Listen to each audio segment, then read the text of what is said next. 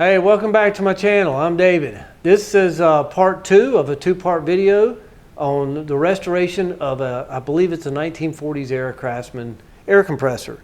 In part 1, I restored the compressor part, and in part 2, I'm going to tackle the motor. It's a Craftsman 60 series quarter horsepower motor. I've never restored one of these before. I've taken them apart, but never really went deep into them. So this one's in pretty rough shape, so we're just going to jump right into it. Start off with the cord here, and this cord is in just horrible shape, as you can see. I mean, it is so dry, it just cracks everywhere, so obviously that's not reusable. So the cord's trash. I'll try and find a replacement for it. All right, well, there's where the cord broke off.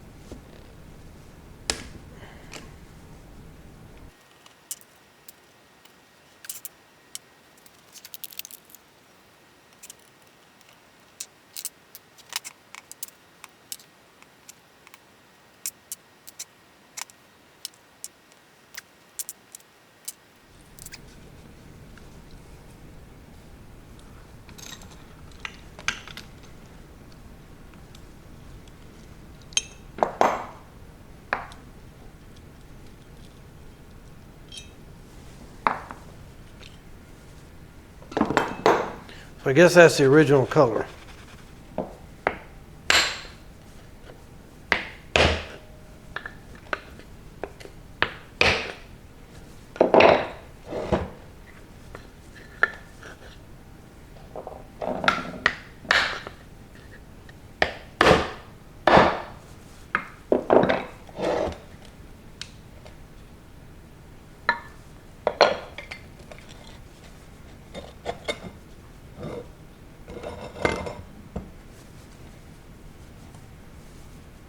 All kinds of goodies in there. I just don't know if damage has been done by all these bugs in there. Mud daubers, whatever they are.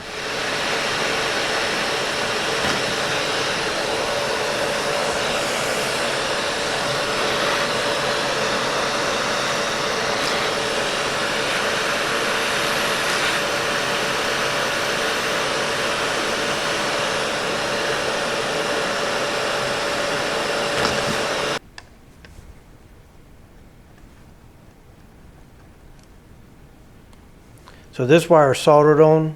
If I can take this plate off.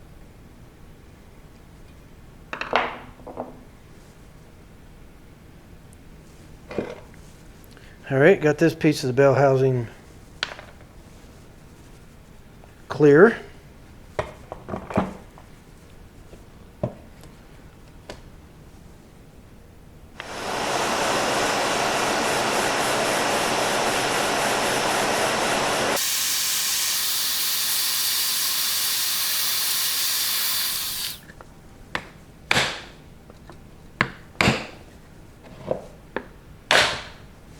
There it goes.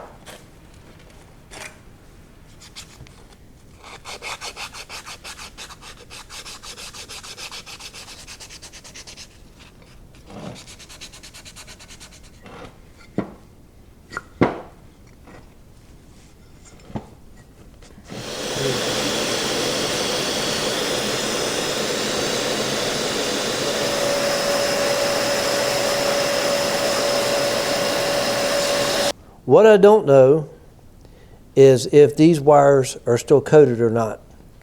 These are the areas where I took the bulk of the mud dauber's nest off, or whatever those things were, and it looks like to me the varnish came off with that organic material. Oh, shoot.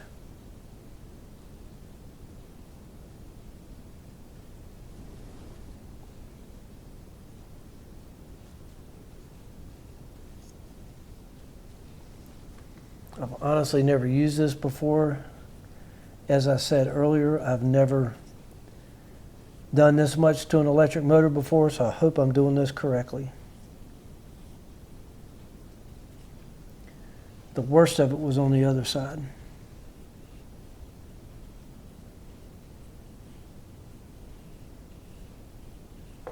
I'm guessing I need to replace this cord. In the meantime, I'm going to get this switch off and see what it's like. I'd like to reuse that. Okay, I'm going to have to take that to the drill press.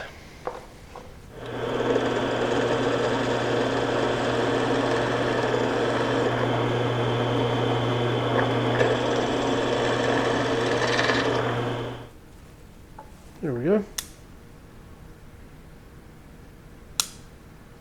I went looking through all of some of my piles of stuff I get at auction or at estate sales, and I found this drill that I bought, I don't know, probably a year or two ago. Probably got the right size cord on it. The cord's in really good shape, and the plug even says Craftsman on it.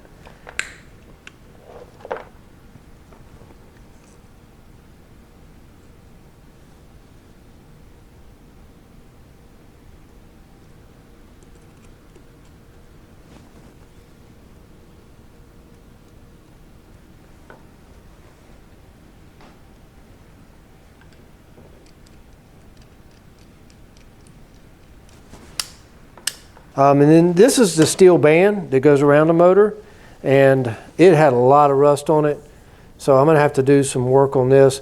But the most disappointing thing is it took a lot of the paint off the label, so I got to figure out what I'm going to do about this.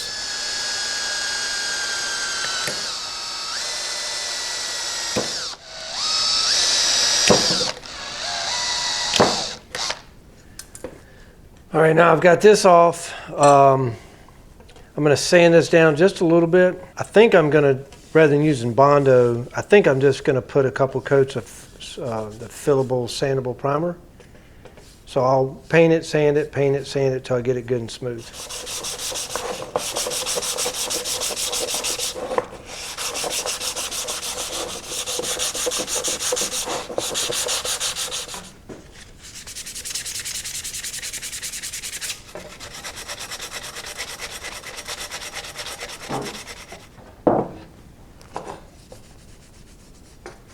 All right, I've put 2 coats on here and primed it, and I don't know if the camera will pick it up or not, but if you see the darker spots, that's where the pitting is.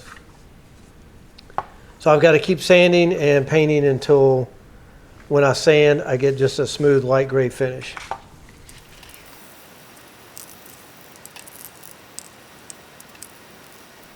All right, I think I've got 4 coats of primer on here, sanding in between each coat, and you can see it's, hopefully the camera's picking that up, but it's really smooth, got all the pits covered up, so I'm ready to put some color on it.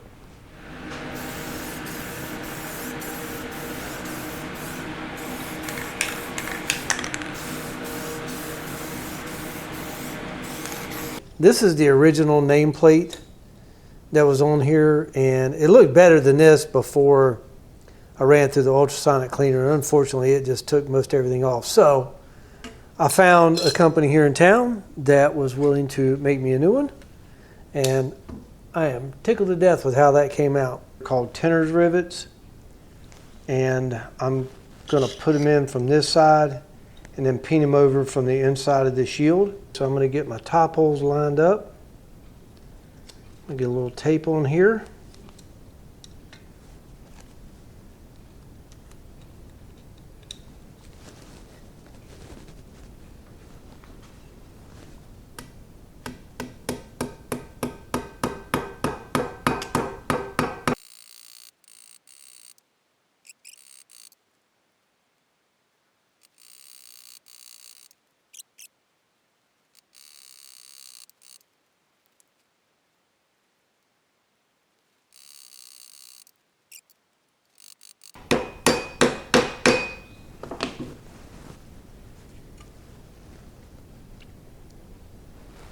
I'm not planning on painting the inside of these. They weren't painted before, so I'm not going to paint them. But I will get some overspray, so I'm going to protect this area inside here.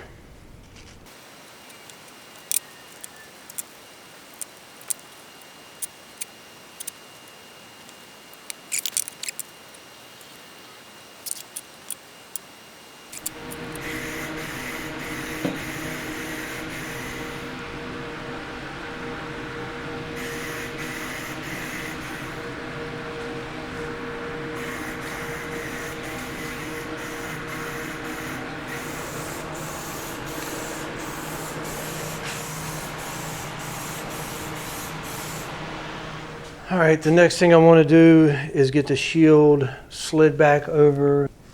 So I'm just going to line these two bolt holes up with these gaps. I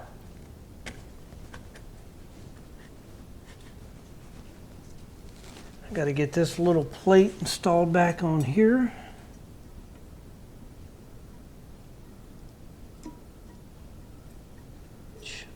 I've cleaned all the contact points on here, and I'm going to go ahead and get this mounted down to the base. I've just got to route my wiring up the correct way.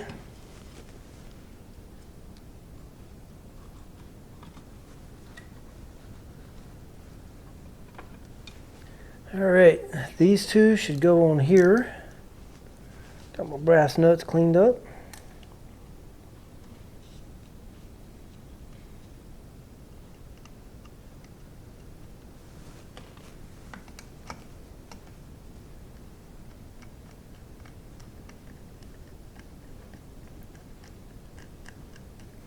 No hiding the fact I'm anxious to test this thing and see if it works.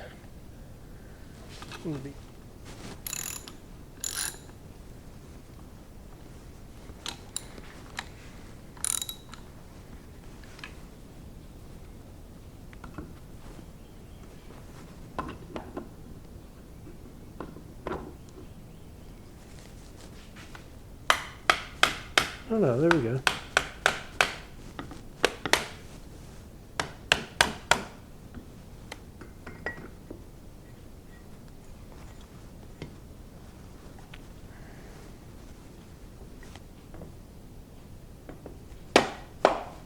There.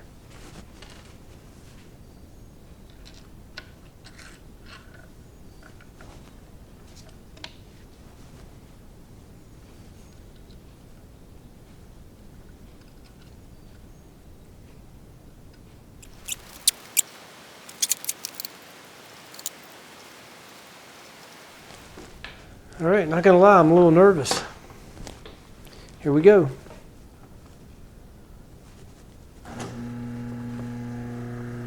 Smooth. Sweet. I'm tickled to death, y'all. Now I'm going to test the switch this time to see if it turns it off. Very cool.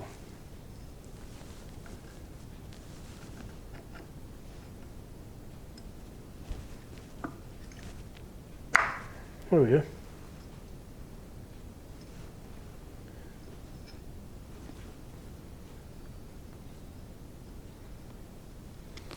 All right, let's get this put back on the compressor base and see if we can make some air. All right, got the compressor back out from part one of this video series. If you haven't seen that, you should check that video out too. So the next thing I want to do is get the motor mounted and get the belt put back on. The only problem is I have misplaced the motor mount bolts somewhere. I have looked everywhere. They'll turn up eventually, but in the meantime, I'm going to go ahead and use these bolts. They're in the shop somewhere.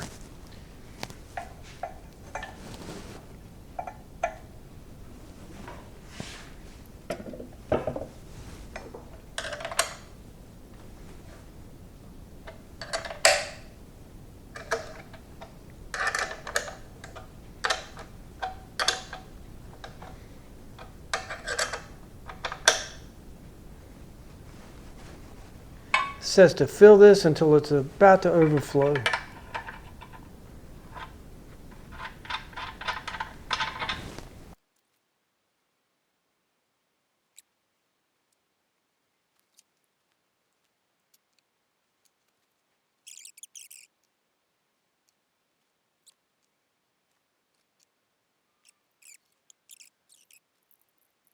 All right, I'm ready to give this thing a try, and I want to say real quick, I've been calling this piece of equipment an air compressor the whole time I've been working on it.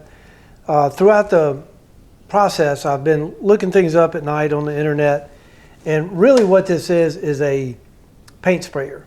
I think this one is from the 50s.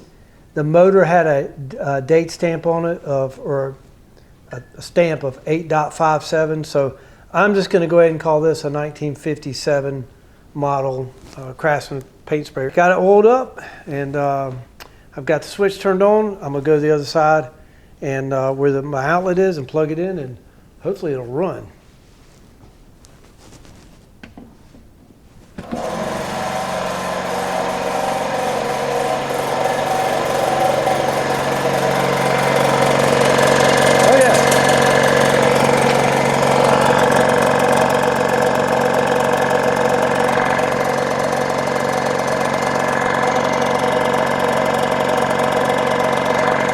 Purring like a kitten.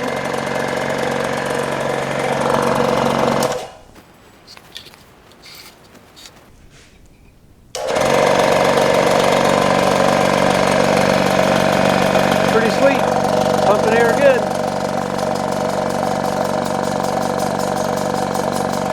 It bounces all over the place. I'd hate to have to use it.